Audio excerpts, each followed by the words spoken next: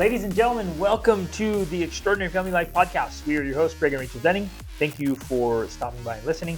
We're getting new listeners, and then we have our loyal listeners, and love all of you guys. Grateful you're here, and we are dedicated. We think about this, we talk about it, we live for it. We're dedicated to helping you get the tools and the tactics, the systems and the strategies to live life on your terms. Not our terms, not anybody else's terms, but life on your terms, the life that you want to live, that you long to live, that you dream about. Your own extraordinary family life. Yeah, whatever that looks like for you. And obviously there's going to be some differences between each family of what an extraordinary family life looks like, but there's also so many common denominators.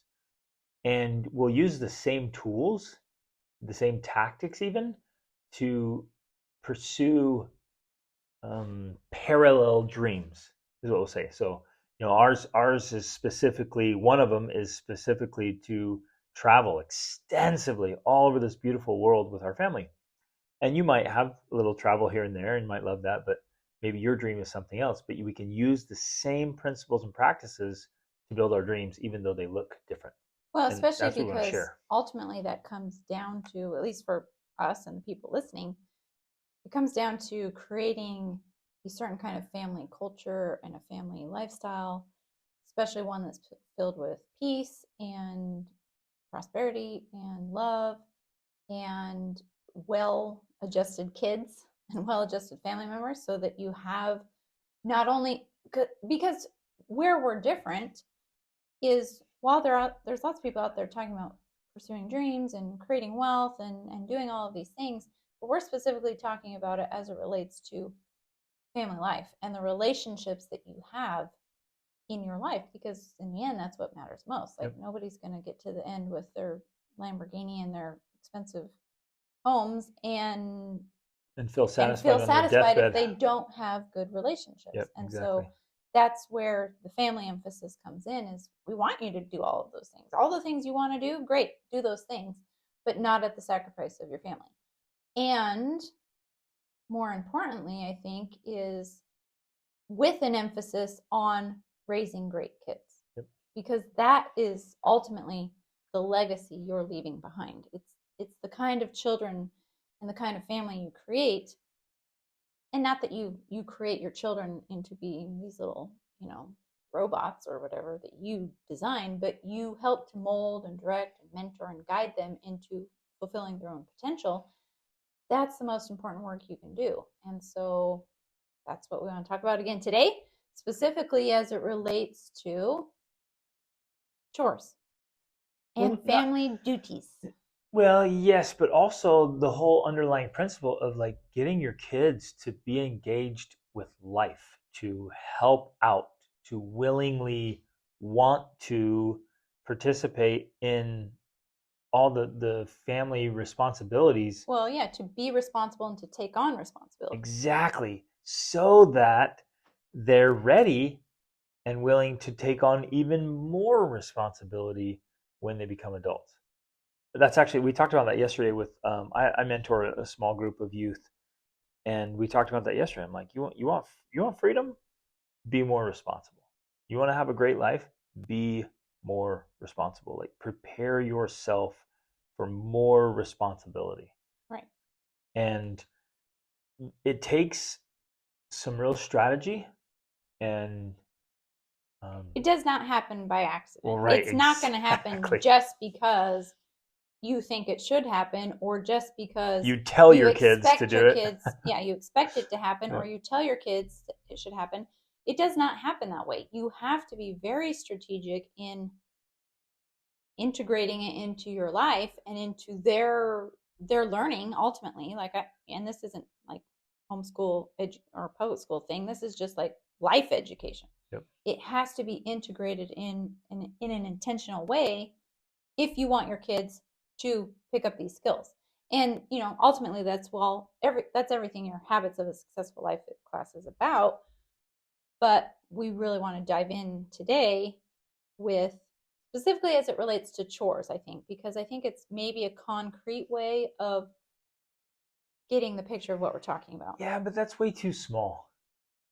If we only talk about chores, we're missing the bigger picture. Agreed. But we'll start with that, and then we'll expand it into the other areas that are also important. And we're also going to specifically talk about teens here, but we don't want those of you without teens to just check out, because the exact same principles and practices apply to your kids at any age, whether they're toddlers or young adults.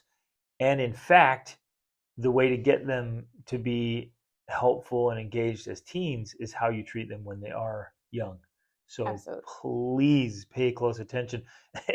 No matter what age your children are, and then you're going to have grandchildren, pay attention to these principles and practices here, because we've got to get this figured out. Now, if, dear listener, you do not care about having a wonderful, happy family life, and you don't care about your kids being engaged and helping and how they turn out as adults, then this may not be for you.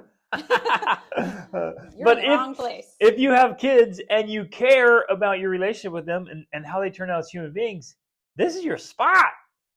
And I love that. I'm like, I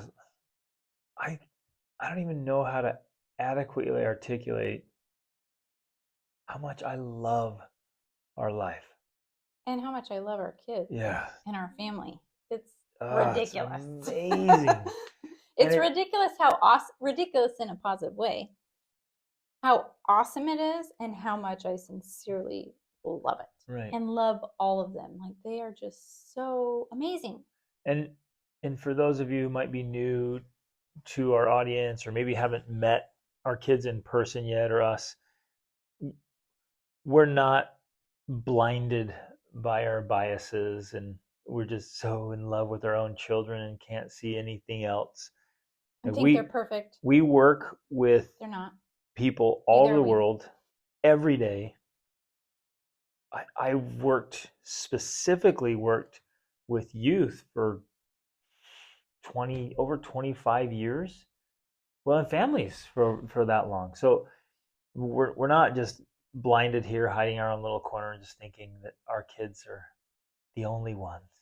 We're not like that. We're able to see objectively, and I'm telling you this because when what you do works and it creates the results you want, like you got to share it. We're sharing those, and I want you to listen. Like, this stuff works.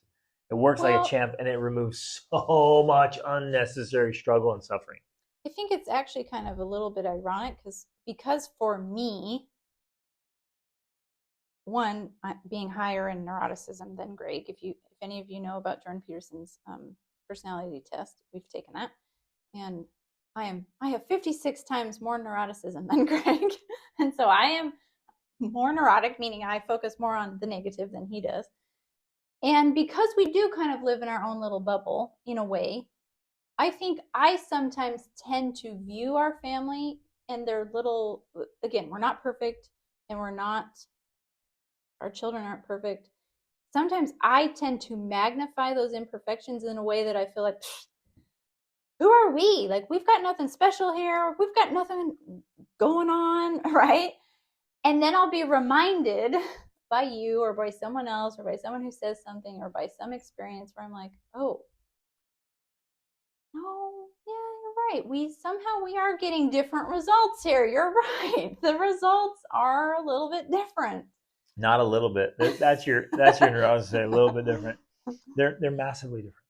Massively different. Yeah. And admittedly, you guys, early on when we were young parents, we were so unconventional, total nonconformist. And there were times when we questioned like our strategies and philosophies, like, this is so abnormal. It's so unconventional. We're not following the crowd at all. And we didn't know many people who were unconventional, because again, unconventional people who are really chasing greatness are less than 2% of the population. So obviously you're going to feel pretty alone. And if you're in an ocean of the 98 percenters, you're looking around, you might not see anybody for a while who's being unconventional. Now, obviously, social media has changed all of that, but when we started, there wasn't any of that wasn't happening, and so we're like, "Is this going to work? Yeah. Well, like, and will this work out?" Because I was blogging, which that was the new thing back then, was blogging, and people would leave comments like, "You guys are ruining your kids. They're in 20 years, you're going to look back and be like, whoa, we messed up. They're totally screwed up now." And there were times when we were like, gosh, is that what's going to happen? Are we going to be like, well, what did we do here? And we definitely had those moments along the way. But where we questioned it. Oh, definitely. But now you're right. We look back and we're like, no, dude, we did things right. Results don't lie. Yeah, exactly. So let's dive in. Yeah, so that's and we share these things just because why should you listen to us? Why should you be spending your time here? Well, this is why we have gotten the results. We are not yet grandparents, but we'll probably be grandparents in a couple of years. But we've gone through the gamut of raising children so far. Our youngest is 7, so we're still in it. It's not like we're done. But our oldest is married now, and life is moving on for our older children. They are 3 adults. have launched, and so we're getting the feedback from them of like, yeah, you guys did things right. And when your own children tell you that, and you have really, really great relationships with them, like great relationships, that's credibility in my mind. Right. For me, I'm like, okay, yeah, I did something right. Because and like we mentioned or referenced earlier, it's not in isolation, you guys. It's when you get out and really start experiencing things, and your kids get out and really start experiencing and things. Then you hear from people your kids are working for or working with or interacting with, and they're telling you, wow, your kids are different. Like, they do things differently. They think differently. They're very mature. They're very capable. When you get that kind of response, then you're like, okay, yeah, something we're doing is working here. Let's share it. Yep. And it's not, obviously, ladies and gentlemen, we don't, none of us, you listening and we here, we don't do things for the opinions of others. I wholeheartedly believe in living independent of the opinions of others. I really do. But we do things to get the results that we care about. And then results don't lie. Results, like, they're noticeable, and that's how it's almost like a confirmation, so to speak. Positively or negatively, the results are noticeable. Right, exactly. So you see some people who, they have the results you do not want. And they're remarkable in a negative way. They've used a quote-unquote formula to get those results. And we're here saying, like, hey, here's the formula to get the positive results you do want. Yep. So let's dive in.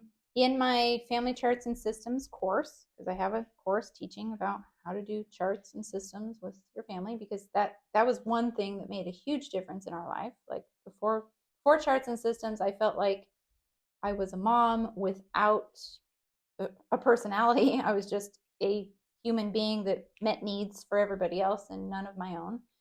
And I felt, disordered and chaotic. And then after charts, everything changed. Like, that was a major transformation for our life and for me. But in this course, wait, hold on. Let me emphasize that many of us are operating at a level of disorder where our lives aren't ordered enough. They aren't organized enough, and we're hoping things work out, and we even might feel like we're organized. Like, you might think to well, I'm a very organized person, and I like order. But I think the vast majority of families aren't ordered enough, aren't organized enough. There's an entirely higher level of organization and order and systemization that really facilitates easy progress. And I say easy, I mean, there's a lot of work, but once it's in place and it's operating, you're like a flywheel. Like, dang, this works so well. It's easier to lead the family now once we get on the other side of all of that ordering and organization and systemization. And to be clear, because I've recently had some comments on my Facebook page, this does not mean that we're teaching complete order and organization. The counter is always clean and the children are always neat and tidy. And like, that's not what we're talking about here. Because if you came to our house looks normal. It looks lived in. It looks like a family exists there.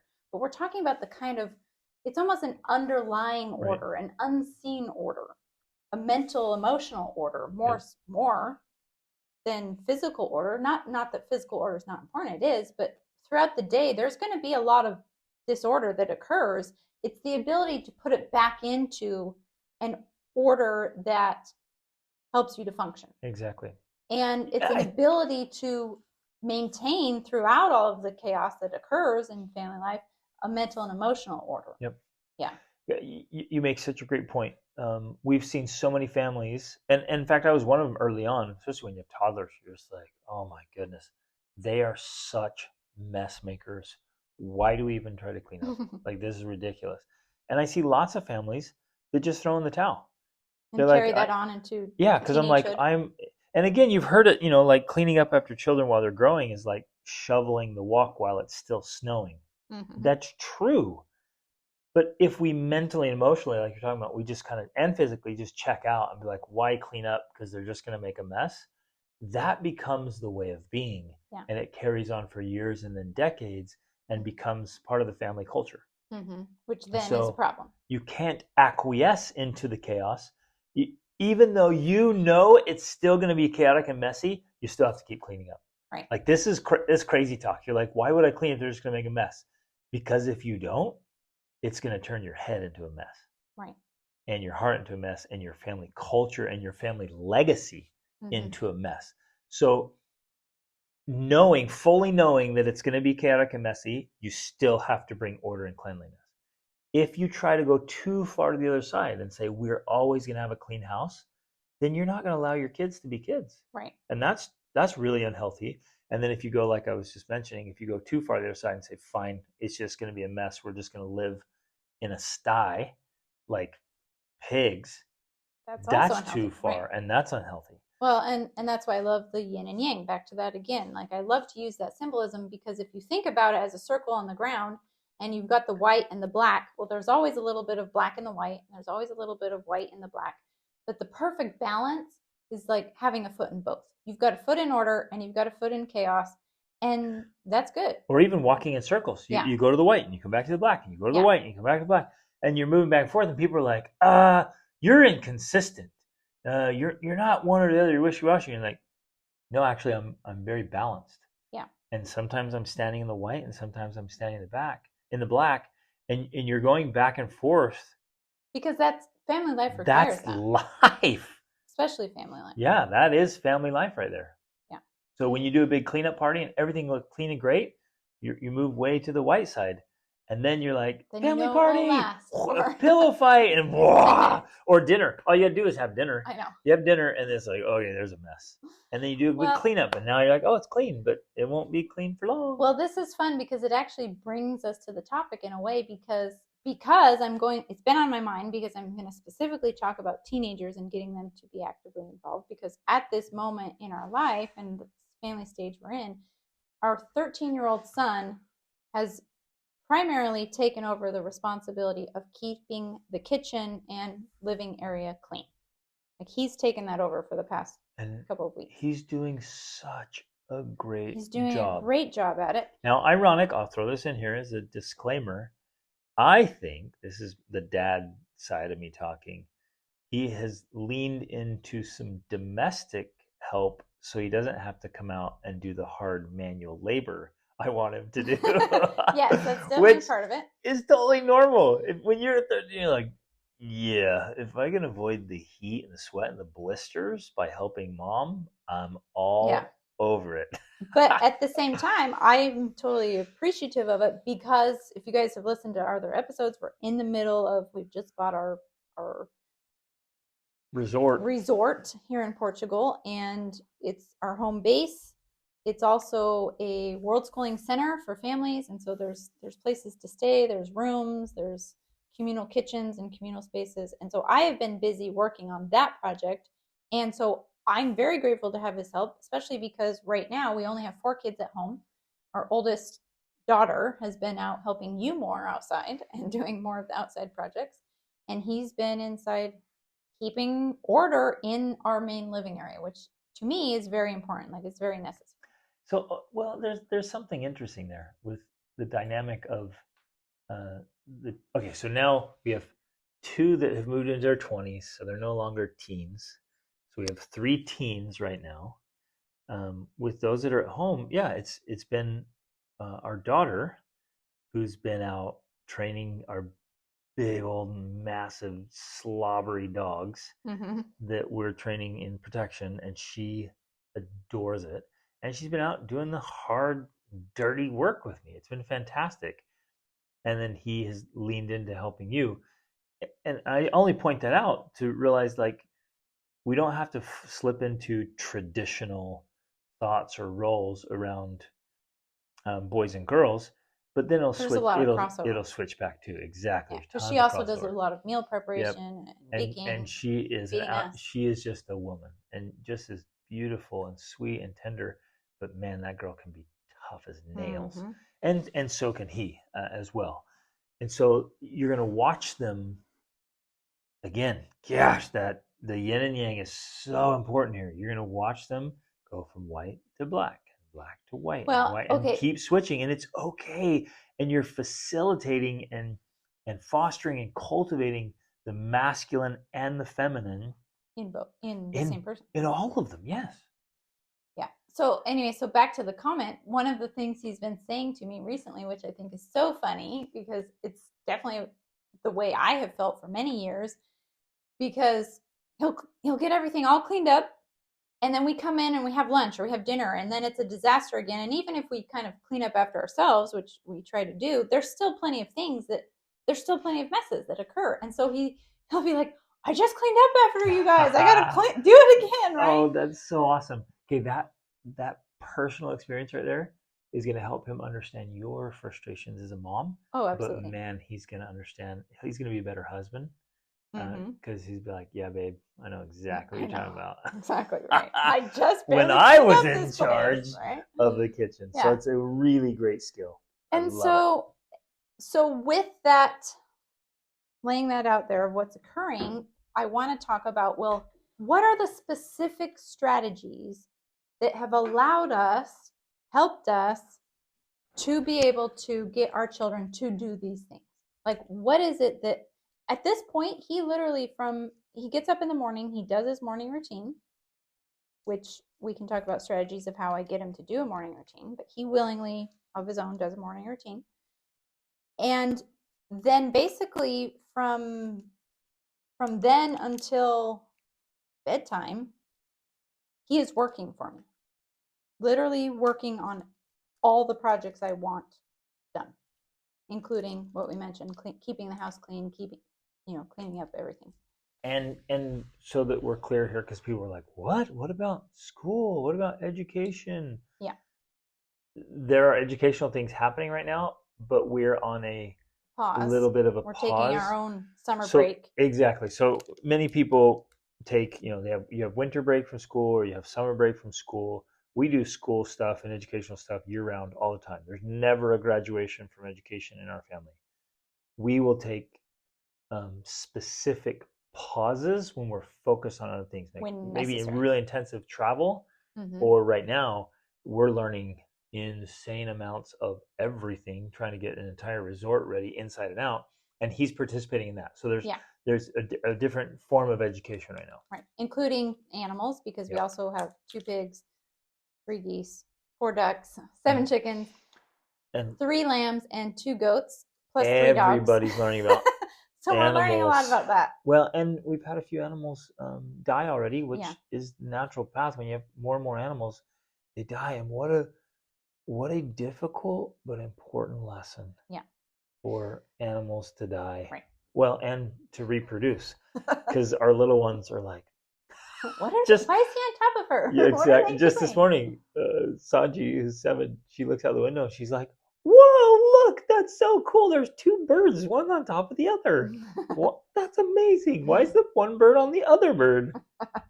Right, exactly. So anyway, so there's other educational things going on. So he is basically doing work from when he gets up until bedtime.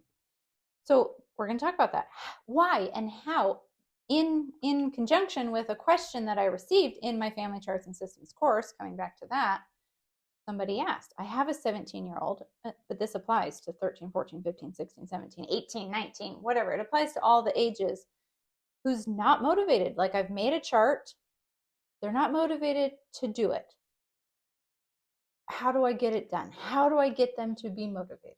And so we want to talk through all of those very specific things. How do I get my children to be motivated and to willingly do chores and take on responsibility? And so, and to clarify here, obviously you guys are obviously thinking through the numbers here. We're going to talk about our 13-year-old son right now, because he's in the stage that where a lot of youth and a lot of parents struggle. But he is our fourth child. And he's our fourth 13-year-old. Well, hold on. Is he our fourth? Is he our fifth? He's our fifth. He's our fifth child. Like, okay, when you have that many kids, you're like, which number is he? He's our fifth.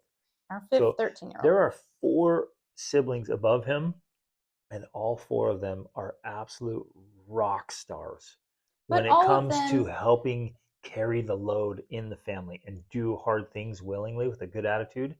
They are absolute champs. Oh, yes, absolutely. But all of them went through the phase where they didn't want to do that. And that's why we're talking about the 13-year-old phase, because that is the phase he's in. Despite everything I've described, his natural inclination is to do nothing. He would prefer to sit around and do nothing, or to play video games, or to watch movies, or to, like, we're not describing some prodigy person or child without the strategies and the family culture and all of the things we're talking about in place. He would be a normal kid. Ooh, and to even describe it as normal is sad to me, because I guess I would say, I don't know, 80% of people, if allowed to do whatever they just wanted, would do little to nothing.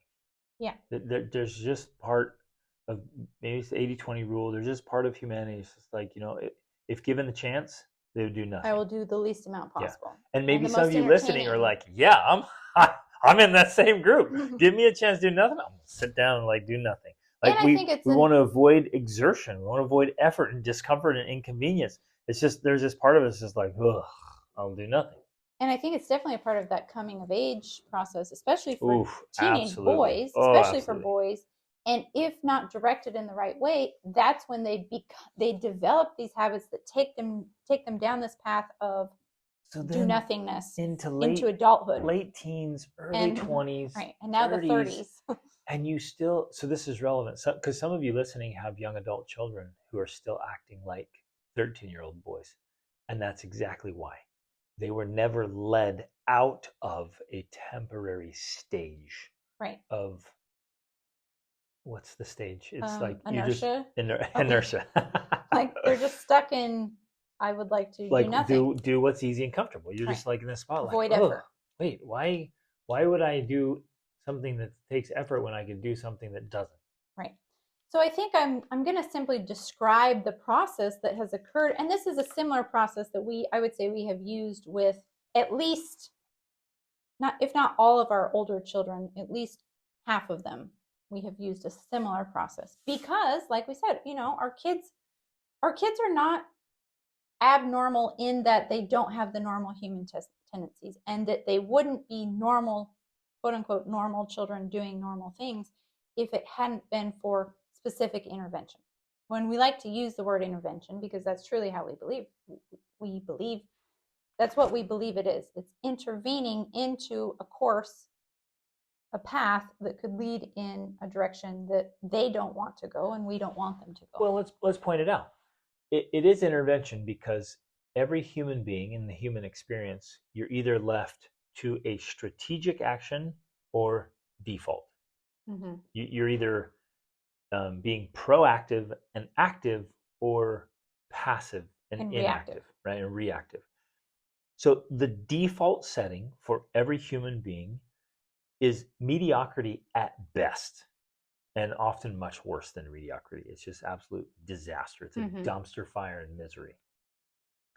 If you do nothing, you get the default setting. You literally have to do nothing. If you just procreate, have a child, and just hope it works out and just roll along, you're going to get the default setting.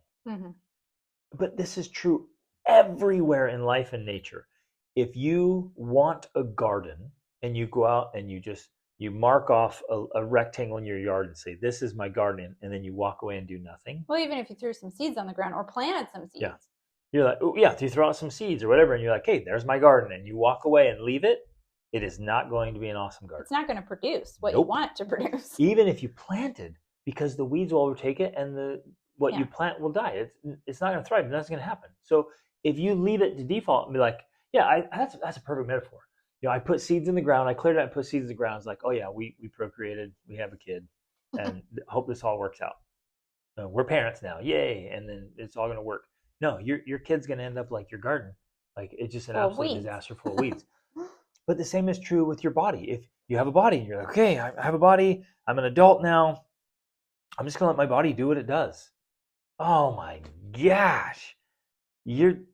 Before long, you won't even be shaped like a human body. You're going to look like a pear or something. I mean, it's just... Not to mention the aches and pains and all the other issues. And the suffering. Like your body's going to go mess. So it's the atrophy. The default setting is like, if I don't exercise, then what's the default? Atrophy. Yeah. So we call it intervention because we are intervening into the default course with intentional action that produces better than good results. That's the plan, right? That's the hope. And it's worked so far, as we've talked about already. So here's essentially what has happened. And this again is the normal course for things. So we aren't like completely anti-technology people. In fact, we use technology all the time, Greg and I, because it's provided us a location-independent income, which gives us the ability to travel. So we're on social media, we're on devices every day, using them for work. And our children use them for education because there's so many resources online for education, so much curriculum that's available. Specifically, during last year, it ended up being like a 19-country trip. We backpacked much of it. And for each of my children, before that, they were sharing devices, but for this trip specifically, I bought each of them, I think an iPad or a laptop, so that they each had their own device to do studies while we backpacked through Europe. Well, that always has its pros and cons. One of the cons for this son was that he figured out, well, the other challenge too, and this is always a journey, side note, is that education can also include games, but I think that's a very delicate line there. Like, I'm leaning more towards the education should not include gaming type thing, but we've experimented with it. And some of my children have more of what I call an addictive personality, where they are just drawn to those games and they want those games. And so he's had this relationship with games, educational games specifically, that has led him into wanting to play more and more and more games. So during this time of travel, there were a few different instances where we caught him playing games or sneaking games that he shouldn't have been, either by hacking passwords or different things like that, which led to so far as we know, fasting. And again, we're just going to share what has worked for us, and you guys, everyone's got to choose their own path. We're sharing what works and what doesn't, and we've seen it, and it's not just in isolation for our families, with our coaching clients and others, and reading plenty of books on the subject. Right, exactly. Educating research. Yourself. Little side note here. Too many of us as parents and just as people, we make decisions that are absolutely based on ignorance. Like, we don't educate ourselves first and then make the decision. So we really try to educate ourselves before we make big decisions. But it's important to point out, I think, that as far as we know, he didn't get on like inappropriate games where they're bad. Like we have just taken more. The more we said it, the more I've worked with youth. We've just taken a stronger and stronger stance against just gaming in general. And if what's that book? Glow Kids. Glow Kids. Oh, well, there's another. Yeah, excellent. Well, we've read several books, but the recent one is Glow Kids. Please read it, and don't be like so many parents are like, what? There's nothing wrong with gaming. There's nothing wrong with being on screens. It's the future, or kind of defeatist, like, well, it's just it's here. There's nothing you can do about it. They're all going to be on it, so might as well just embrace it and let it happen. Again, that's the default setting. Yes, technology is a wonderful tool, but don't just throw in the towel and say, well, there's nothing we can do about it. We'll just see what happens. Like, that's being totally reactive and passive. Right. And the principle behind this whole thing is we've continually taught our children that technology is a tool, not a toy. Yeah. And when we've given them technology to use, specifically devices, it's with the intention of it's a tool, not a toy. So with when they use it, very, very clear. We've always been very clear. So there's clear expectations and standards. When they use it as a toy, especially if they sneak it to play games and entertain themselves, that is a violation of the principle. The principle is the tool to improve yourself, not a toy to entertain yourself. Not that entertainment is a bad thing in itself, but that too much entertainment is. Too much entertainment is what leads people down this path of least resistance. Yep. So you have to be strategic. And ultimate destruction. So let that sink in, you guys. Again, we're sharing what has worked. This is one of our absolute core philosophies. And I don't think anyone would ever accuse our family of not having fun and not being No, I don't think so. We love life and we play hard. But we're not constantly seeking entertainment. We're not just entertaining ourselves to death.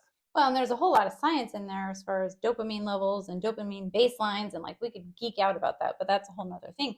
But so essentially that's the principle. So when our children violate the principle of this is a tool, not a toy, and when as soon as you start using it as a toy for entertainment, that's when you lose access to this privilege, because ultimately it's also a privilege, not a right. And so that happened with this son. He lost the privilege of using the device, and then he can earn it back over time. Anyways, this happened multiple times, which is normal. This is also a process we've gone through with almost all of our kids. Yeah. I think we have one that never has really abused it. Right. But I guess we're illustrating that this is a normal process of helping children and teenagers as they mature to learn how to appropriately use devices so that they then make their own good choices about them, right? So that happened. That's the underlying framework. I want you to understand that first of all, there's principles in place, an understanding of technology and its use. There's also an understanding that there are privileges that are not just rights. You don't just have this right to have an access to unlimited technology use and to unlimited internet use. That is not a right, right? And that's a privilege that you get to earn. That's worth emphasizing so hard there. Again, some of you might be like, no, it's like whatever, kids get access to it. I want my kids to be able to have whatever they want and do whatever they want whenever, because I want, freedom, and we're just going to provide for them. That's my job as a parent, just provide for them. Again, sharing things that just work and have worked wonderfully for us. If you want an extraordinary family life, do not just hand over everything to your kids free and free of charge, available. Like, no way. That in no way, shape, or form is true to life. Right. Everything in life is earned. And so beyond being a child, like when they're just little, they can't do anything. Beyond that, everybody earns. Well, and they need to begin earning those things incrementally. Yep. And this is one of the great ways to teach them by something like device access. When they learn that there are certain privileges in life they have to earn through appropriate behavior or through appropriate choices, that's beginning the process of learning how to operate in the world and how to make good choices and how to be responsible and how to, be accountable to people. And I think that's true with everything. Now, we're not like super hardcore about this, but I start teaching it early on, where even food, I'm like, food isn't a free ride here. Like there's no place where the world just operates where food is just available for the taking, except there are some places like that, and that starts ruining societies. Well, I'm laughing here because this was one of the things with the Ruby Frank thing that went on, where she would like deny her kids food or whatever.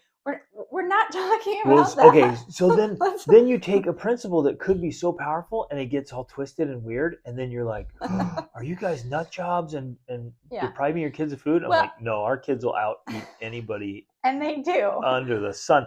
But it's teaching the principle that your food isn't free. Right. And at the very least, what you need to do is wash your dish or put it in the dishwasher or for the very do your youngest, morning routine. The very youngest are, we're like, hey, you got to help clean up and do that. But then as you get older, you're like, no, you're helping in food preparation. Yeah. And then you're helping in cleanup. And I'll buy the food and I'll provide it for you, but why don't you take care of mowing the yard and doing the laundry? Right. So you're contributing to the family economy and the family system that is also helping to earn your food in a way. Right. And so you're pulling your own weight, so to speak, is what we say in English. You're earning your own keep. And that even you guys, oh man, I see this in so many families, and we've experienced ours too. Our kids are just kids, where you pull up. They don't want to go to the grocery store and help go shopping because they're so boring. I'm like, yeah, it is boring. And guess what? I don't want to go to the grocery store either. I abhor going to the store. I hate it. But I want to eat, and if I want to eat, I gotta shop. I gotta some food, and we don't have delivery here because we live in a remote area. Otherwise, those of you are like, wait, just do delivery. It's not available yet. We are gonna hire a personal assistant to just do grocery delivery. But anyways, you got to go to the store, and the kids, oh, it's boring. Yeah. Do you want to eat? Because if I go and you don't want to help me, I'll just buy stuff for me, and then you can go hungry home tomorrow. And they don't want to help unload. Well, that's the first thing, right? So then you get back and you're like, hey, come unload. And they're like, I don't want to. I want to just sit here and do my thing. I'm like, well, that's fine. I don't want to feed you tomorrow then. Or no dinner for you tonight. And they're like, okay, I'll help. Like, exactly. But I see this so many times in so many families. Mom and dad do everything.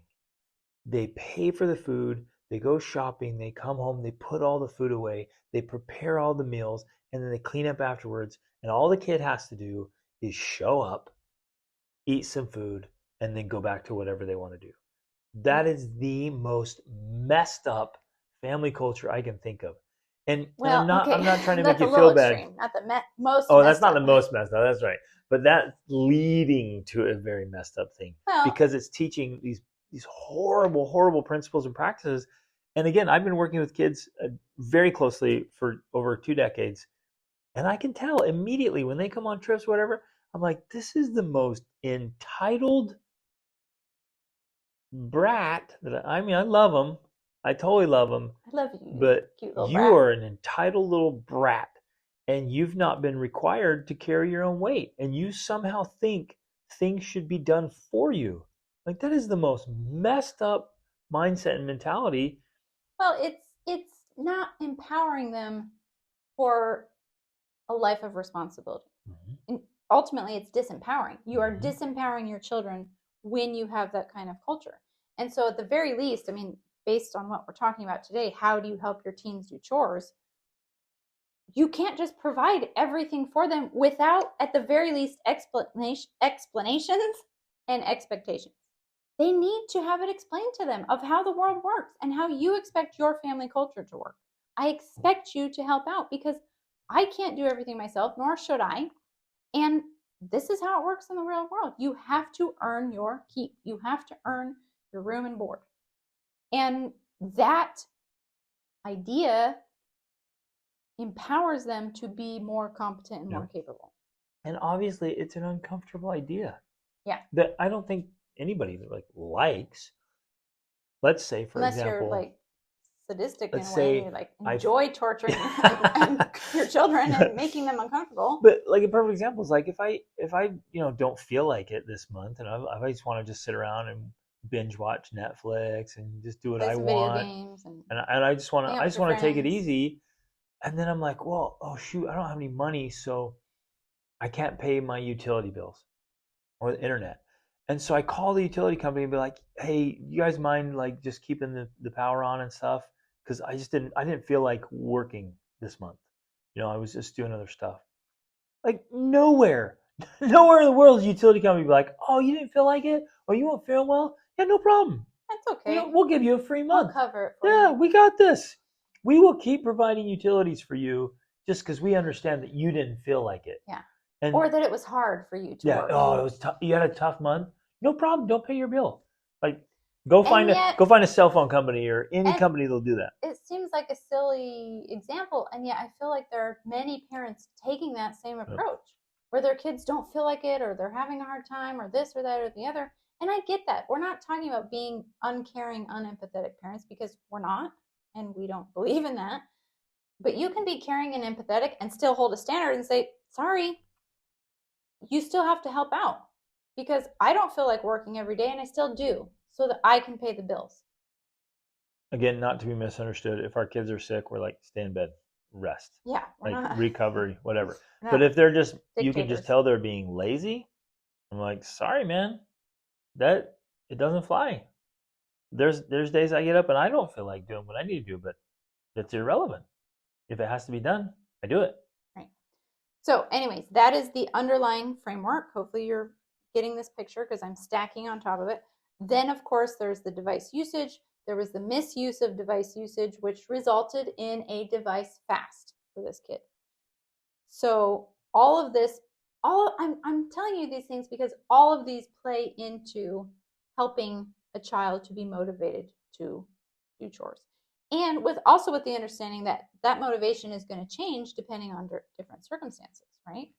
And so that's part of the challenge of being a parent, is you have to learn how to adjust the motivation according to what's happening in their personal life.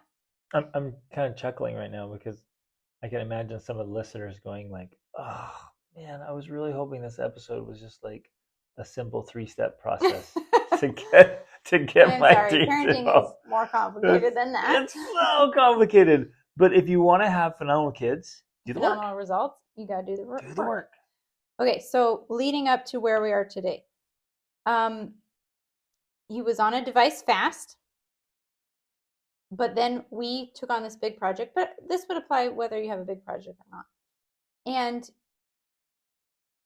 because he's on a device fast, which also included no audiobooks, this is important. You got to understand. And in my family charts and systems course, I call this privilege-based accountability. So you're going off privileges, which we just talked about. Privileges are a lot of things, sometimes including food, but definitely including device usage, definitely including audiobooks or video games, or fill in the blank of whatever your kid's privilege is, because there's lots of them. And honestly, starting around 12 years old, everything is a privilege. You definitely start working into that for sure. But I would say even with, I've started it with our 10-year-old, and sometimes our 7. Like there's always things there. Exactly. No, you start at 4 or 5. It requires wisdom for you to decide when, this kid, this is starting to become a privilege for them, not just a need or a responsibility. And you have to be careful about that. And it does require wisdom, but you can start to see that as they develop and grow. Like my 10-year-old now, or my 7-year-old, will you please get me a drink of water as they're sitting on the couch? I'm like, no, you can do that. I will do for you the things you can't do for yourself, but you are completely capable of getting your own drink of water. And so I will consistently tell my kids things like that. Like, can you do this for me? And then there's a time when you just do it out of kindness, but there's sometimes where I'm like, no, right now I'm doing this. If you want to load the dishwasher, then I'll get you a drink of water, right? Too many parents do too much, trying to be kind, they think I want to be a good parent, so they keep doing too much. But you can still be kind by nicely saying, hey, I'm loading the dishwasher right now. You can get your own drink of water. Exactly. Or you can do that because, I'm doing this that you can't. And as they get older, what you just said was just such a fundamental framework. Your children should do everything that they're capable of doing. Yes. So as soon as they are able, and their ableness really comes down to your training, they should be doing their own laundry. And they should be taking care of anything that they can take care of. Exactly. And so you're still a good parent. In fact, on my estimation, it makes us better parents when we have our kids do things that they are capable of doing on their own. Well, I think in many ways that is the definition of good parenting, is you, over time, you do less and less and less for your children. And if you think about it on a, lifetime, yeah, that's how it works. You do everything for them when they're young, but then as you get really, really old, they do everything for you, right? It switches. You switch roles, but you have to make them competent enough that they're capable of taking care of other people besides themselves. And that's how, by allowing them to do more and more things themselves. So and our kids, I'll point this out, our children, our older children especially, are extremely competent. They can travel all over this globe by themselves and handle problems and difficulties and unexpected stuck, situations. Missing flights in foreign countries. Yeah, I mean, they are champs, literally, because we have deliberately prepared them to do this. We've insisted that they take care of themselves as they are able. And that started young and just grew and grew and grew and grew until now, as late teens and early 20s, they are so capable and so competent because we, as their parents, led them to that by not doing things for them. And here's the point. Here is how you motivate them to want to do that. Because I know you're thinking, well, yeah, I want them to do that, but how do I get them to do that? It's privilege-based accountability. When they have all of the privileges they want for free, and they don't have to work for them, then they have no motivation to do the work. Exactly. Why? The privileges are how they get motivated to do the work. So that's why there needs to be a system in place where they don't have automatic, nonstop access to the privileges, because then they actually gain some motivation to do the work. Absolutely. And that brings me back to the story here with my son. He was on a device fast, and we were planning to do the device fast for a long time, but because I'm here working on a project or whatever, just because I wanted to, I said, I will allow you to listen to your audiobook if you work for me. He gets one privilege in exchange for work. And that works all day long. From the moment he gets up practically until he goes to bed, he will work nonstop because he gets to listen to an audiobook. That's how motivated he is by that thing. You pick your own privilege. Well, and try to, the reason our kids love books is because we read to them and we got them to fall in love with learning and stories and books. So we want And he gets to read books whenever, he could go anytime and read a physical book if he wants. And he does. He loves reading. And we want our kids, this is an important strategy. We want our kids to love things that are good for them. We want them to love sports and activities that are good for them. They're edifying, they're uplifting. We want them to love things that are good for us. And so then you're in this perfect situation and scenario where your kids are begging you for the ability, the privilege to do something that you want them to do, like listen to books. It's awesome. If you don't foster that, and then they're just like, they just want to play Fortnite till 3 o'clock in the morning. Man, do I have to let my kid play Fortnite all day long? So they'll work? If you do your chores, then I'll let you play Fortnite. No way, never. I mean, it would work, but it's not the ideal. Not even an ideal. It would never happen in our family, ever. It would never, ever happen. I'm saying for other families. But don't. You could start. I guess I want to say, don't discount that right away. If that's where you're at, start with that. I have a different approach. I know, but you can transition to these other things and listen to Glow Kids, because it talks about how to literally detox your kids from because it's a real thing. It is so real. Being addicted to video games and devices, it's a real thing, and it talks you through a detox program. But it's a place to start if you're trying to motivate kids. Yeah. But that would never happen in our family. I'll just throw down here. You guys figure out where you are and what you're doing. But like for us, and I feel so adamantly strong about this, and I can back it up with literally thousands of youth that I've worked with. We have never, ever allowed any gaming consoles in our home. there's just no place for gaming. I've never met a gamer, and this is gonna sound harsh, but I want you to chew on it. I have never, in 5 continents, 60 plus countries, thousands and thousands and thousands of people in real interaction, deep coaching, I've never met a gamer, youth or adult, who I thought, wow, I want to be like that. Or, wow, I hope one of my children marries this person. It's never been the case, because there's something there that spills over. It's literally an addiction. It is. And it spills over to other areas of your life, and it just tanks real growth and real achievement and real well-rounded, highly developed. Well, but grit is just one element. Like, if you want to be a superb human being, I've never met anyone that I just admire and look up to. None of my heroes are watching or giving into addiction, essentially. Yeah, in any way, shape, or form. They're not gaming.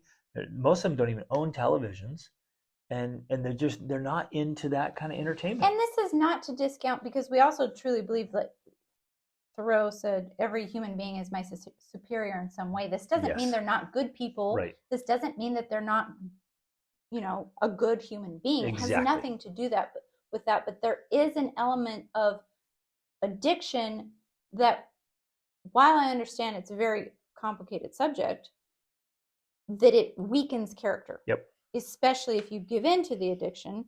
And essentially gaming, this is true of porn, this is true of alcohol, whatever the drug is, whatever the addiction is, it's the same principle in effect, that your full strength of character is not at force. Your full potential is not being reached. And that's ultimately what you're talking about. Exactly. That's what we're trying to avoid in ourselves and prevent in our children, avoid and prevent in both of us. That's the point. That's the goal. Because that is where true strength lies. I was going to say something else, though, but now I forgot. Sorry, babe. But I do want to give a couple more specifics about how we do this, because I know parents are going to be having questions like, well, what if you just turn the audiobook for them? They're going to be lost and gone. You'll never see them. They're, because I know that happens. Like, it's not like this kid has razor focus, and so he's there checking in with me, making sure he's not off task. That happens. That's normal. And so the strategy I use, get into like a fantasy book, and that's what he's listening to. He's listening to the books he loves. They disappear into another realm, and he does. And I know that, but that's the point. I know that, so I work with that instead of against it. I know that he's getting lost in it, but I also know that it's that thing that's motivating to him right now, and so I'm using it to my advantage. No trash books, by the way. Not in a manipulative way. It's with an understanding. He clearly understands this is a privilege, and I explained it to him. I am allowing you to use this privilege right now, to have access to this privilege, so that you will work for me while we are working on this project that's big and important to us. Now, the very specific way I do it is, one, he does not have passwords to the devices. I have the passwords. Then, I don't know about Android, but we use Apple, and on Apple you can set downtime with screen time passwords. So I turn on downtime. Basically, he has downtime except for 1 minute a day. By chance, one time he got on and it was that 1 minute when downtime was off, and he was like, oh, everything's on, and then it went away after a minute. You can set downtime for the whole day, and during downtime you have to use the screen time password to access any and all apps. He doesn't know the screen time passwords. So for Audible, which is what we use for audiobooks, he has to come, and this is why I talk about motivated and willing. I don't have to ask him. He's literally begging me all day long for jobs to do. That's why the system works so amazing. He comes to me as soon as he's done, and he's learned because I've taught him. He used to come to me right away, and then I'm like, did you do your morning routine? Have you brushed your teeth? Have you fixed your hair? I can tell you haven't. Have you made your bed? Have you, spent some time praying or whatever? Have you done these things first? And he's like, no, I haven't. Well, go back, because you don't get access to the privileges until you've done those things. And we've been teaching about morning routines his entire life. He knows, like, we all have morning routines. So he does his morning routine, and then he's coming to me begging, what can I do? What jobs? I'll load the dishwasher. I'll do this. I'll do that. I'll make breakfast for the girls. I'll do, like, he's literally coming up with things he can do willingly. And so I say, okay, yeah, do that. Load the dishwasher and make breakfast for the girls. And then I do the screen time passcode for 15 minutes. That's it. 15 minutes. When that 15 minutes is up, he has to come back. He has to come back and check in with me. That's why I call it privilege-based accountability. He's got to report. I don't have to worry about checking up on him. Right.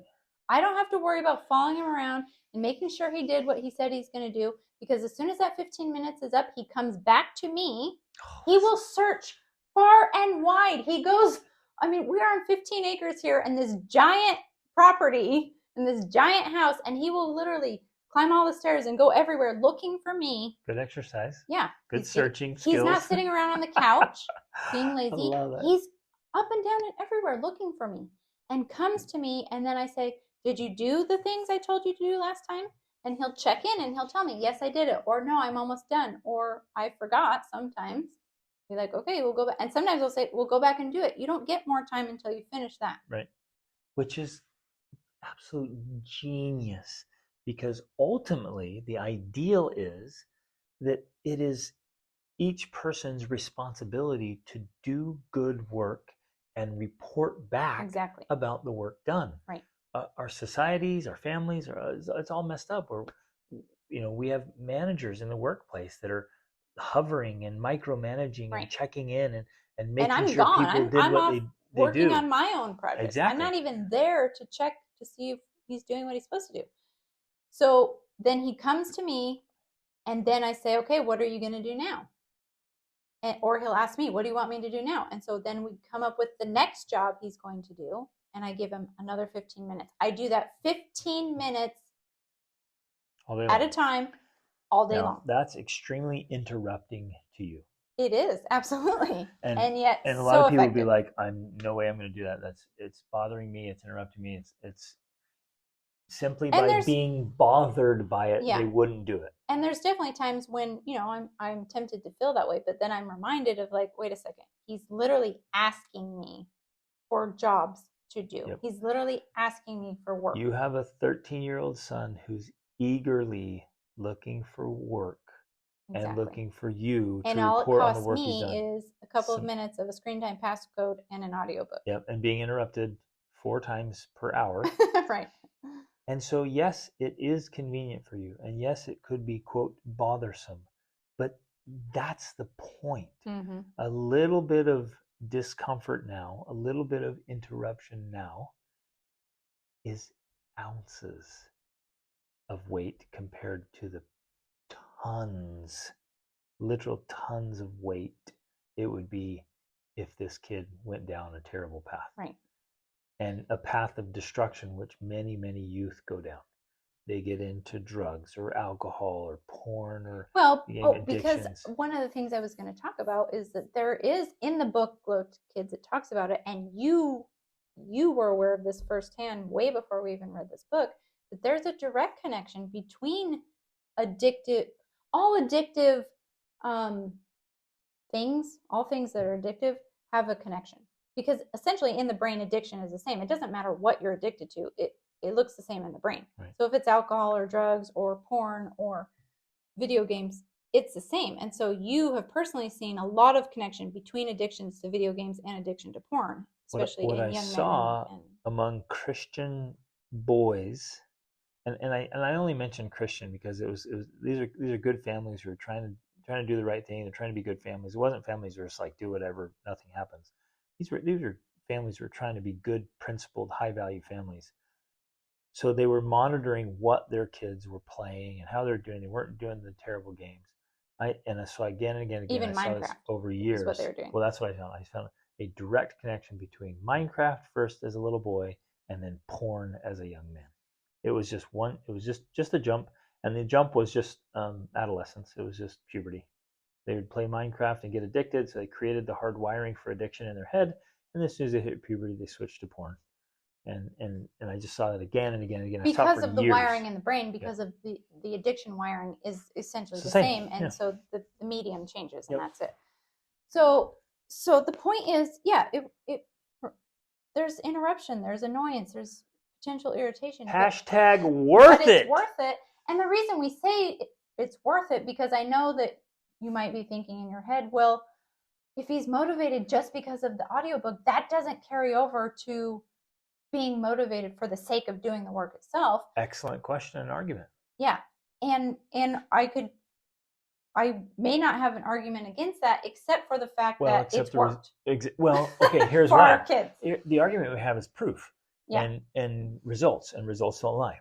So every one of our kids, so he has 4 older siblings, they all initially got into these habits. Our kids have played Minecraft. Activities. They've played these. Very little. Well, but the point is that they have. Okay. And they could have. Here's the thing I want to point out. Sorry, I do want to point this out because I think it's important, and I think we've mentioned this in another podcast. We have at least one child who I know would be a gamer if it had not been for our intervention. Oh, he could have been addicted to anything. He has a very addictive personality. But point is, he played Minecraft, and he was a kid who snuck Minecraft, and until we intervened, or unless we had intervened, he would be a gamer. And so these strategies work in preventing these things from happening. And it's not because our kids are special or different or whatever. They have different outcomes because we have taken different actions. That's my point. But and I wanted to point out that, to answer your question, that people are naturally questioning is like, okay, well, do I have to do this indefinitely? And is that just an extrinsic motivator that will never become intrinsic? And I wanted to point out that for all 4 of our kids, and for people I've coached, it starts out extrinsic, but very quickly becomes intrinsic, where soon the child no longer needs the privilege for them to do the right thing. They get so used to it, it becomes a habit. They get into it, they grow into it, they mature into it, they become more responsible, and then they realize, oh, well, I'm just going to do it. I'm going to help out. I'm going to have a good attitude. Mm-hmm. I'm going to do hard work.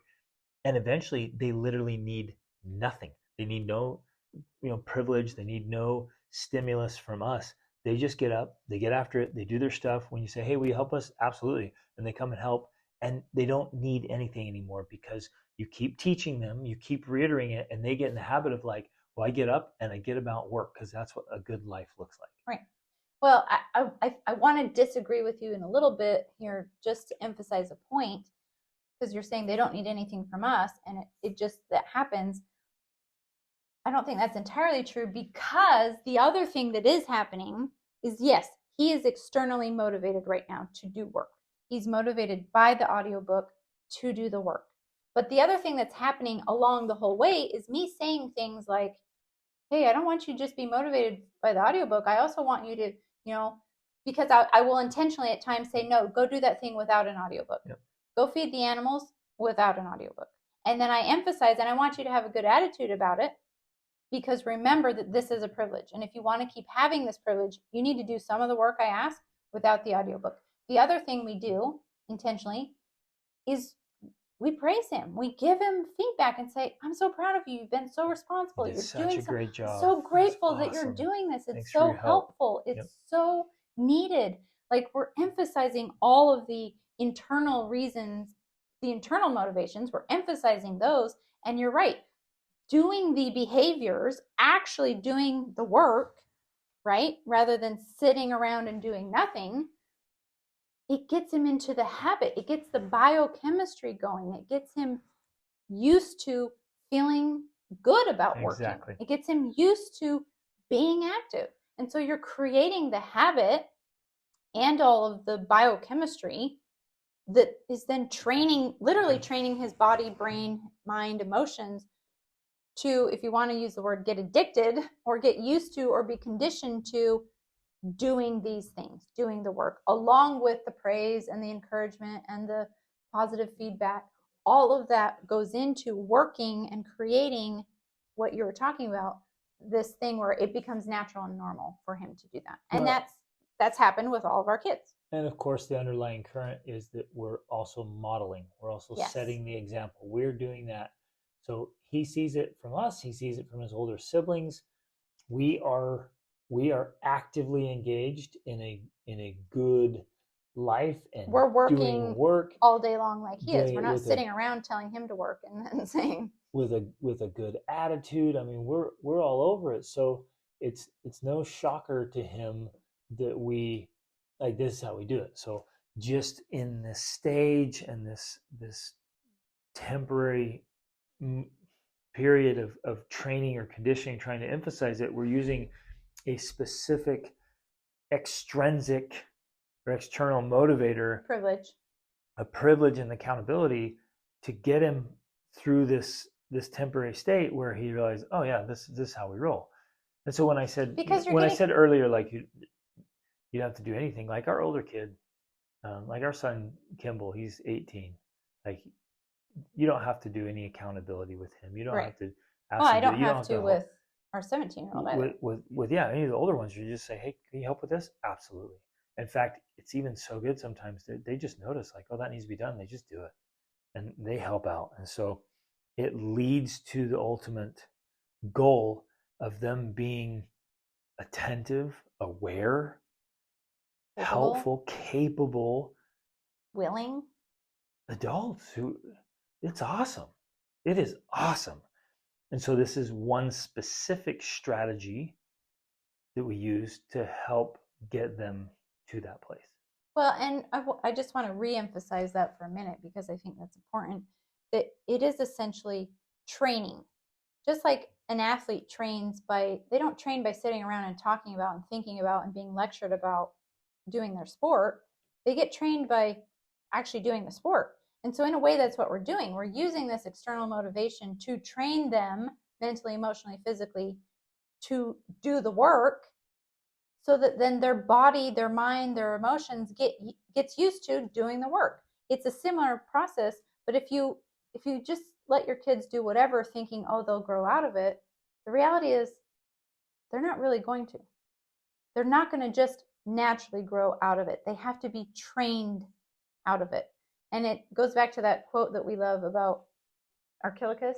You don't rise to the level of your expectations, you fall to the level of your training. And that's so true in our family life. And when we're raising our kids are not going to rise to our expectations. Cool. Just because we have the expectations does not mean they are going to rise to them. And but what they will do, we told them, yeah, like I told them 10,000 times, like, yeah, that's not going to work. Sorry, it doesn't work like that.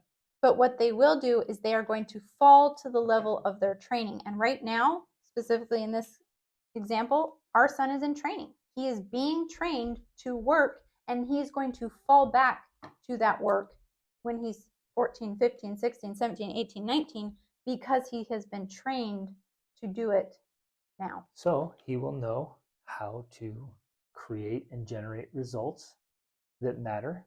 He will know how to have a good attitude and do things that need to be done, whether he feels like doing them or not. And he will know through this training that the way to get the things you want in life is to put in the work to get it done. I mean, these are all just great, relevant life lessons, and it works like a champ. Love it. You guys, thanks for listening. Thanks for being here. Thanks for caring. Lead your kids. Again, don't accept the default. Don't allow the default to be the default. Be deliberate, be intentional, be proactive. Lead your kids into the behaviors you want them to do consistently, and figure out the systems and strategies to make it work. And man, it works. And the results are worth every bit of effort to make it happen. Love you guys. Reach upward.